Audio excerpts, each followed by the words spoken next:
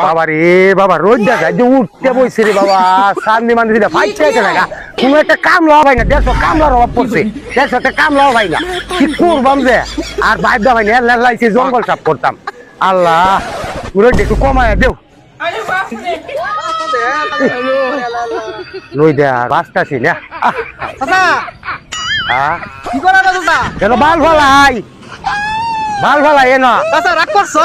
না রাগ করছি না, দাদা কি করা না? কেন বাল ফলাই রে, তোর কইতাম কয়বার না বাল ফলাই। কাকা কাকা রাগ করছো?